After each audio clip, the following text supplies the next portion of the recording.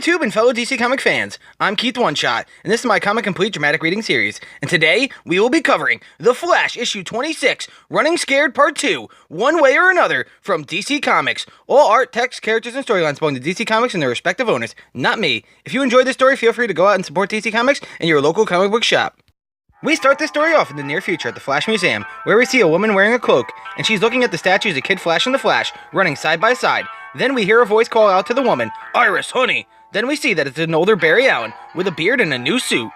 Barry then says to Iris, "Been a long time since I've seen that look on your face." To which Iris replies, "Sorry, Barry, I just been thinking about Wally." Barry and Iris walk through the Flash Museum, as Barry says, "If Wally was here, he would have wanted you to evacuate with the rest of the city." Then Iris says, "And he would have told you to focus on where you're needed, and not fret over me." Barry then tells Iris, "Just because the museum is still here, doesn't mean it's safe. We don't know if they left it intact to honor me, or if they're saving it for last."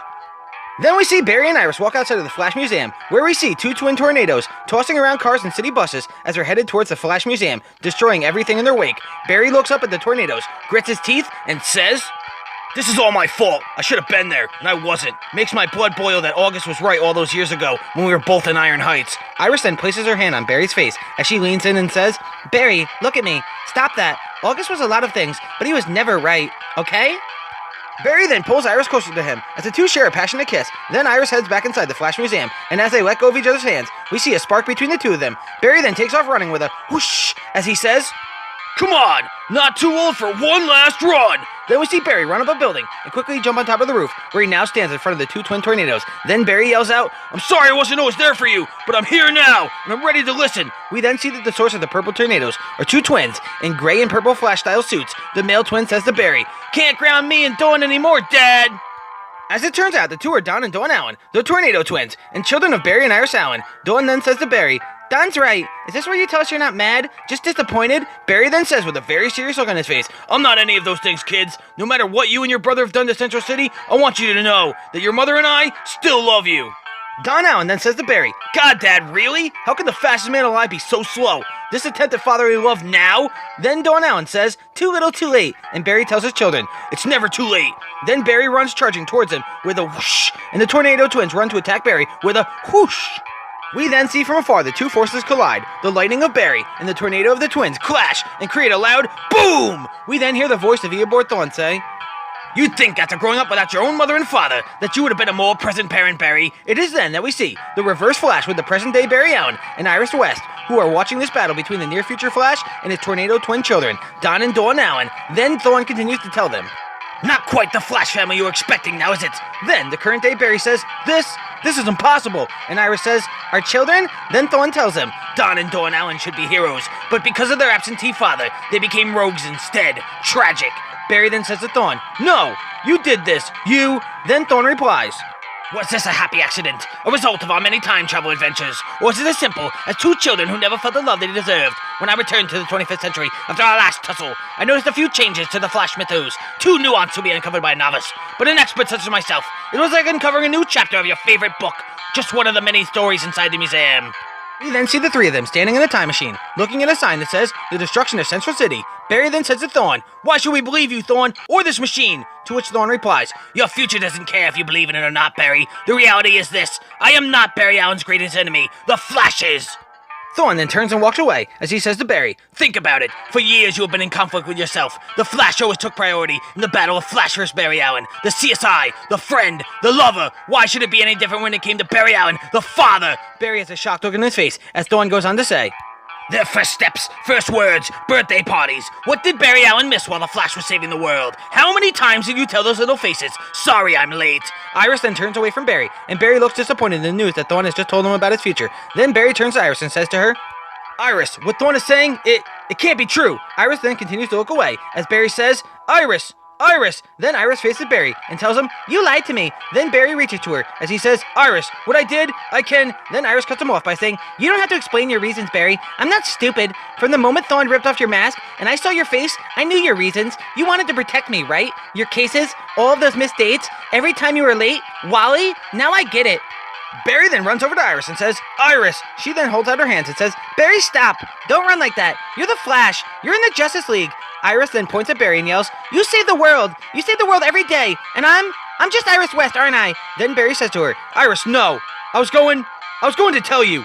Thorn then rushes back over to Barry and Iris and says, "Ha ha, Barry! In all your timelines, you never told Iris who you are, not of your own free will. Iris always found out on her own, because you are always a liar." Then Thorn runs behind Barry and says, "There is only one way for you to avoid that future, to save Central City. Run side by side with me, to a place where you'll never be able to hurt another soul again." Barry thinks about what Thorn is telling him. Then Barry says, "You'll take Iris home, and leave her and my family alone." Then Thorn replies by saying, "On my life, I promise." Iris then looks concerned, as she says, "Barry, if you would just talk to..." Then Barry says to Thorn, "Start running!" As Reverse Flash grabs Flash and runs away, Iris shouts, "Barry, wait!" Then Thorn says, "Finally!" as he takes Barry away.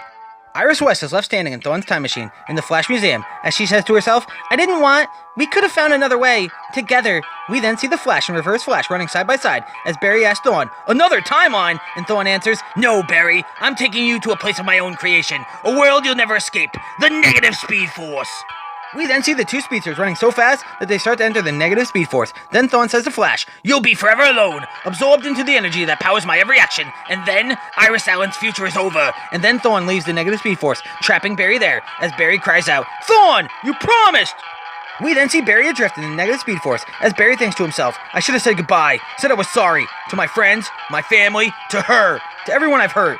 We then see a few memories of Barry, the first of him as a kid, in the cop car, the night that his mother was killed. The cops say, "Can't find anyone to pick him up. Poor kid." The second memory, we see Barry alone in school during lunch. A kid says, "I heard his dad killed his mom." And in the third memory, we see David Sin asking Barry, "You sure you want this drafty old lab, Alan? You'd be all alone." To which Barry says, "It's okay, I'm used to that."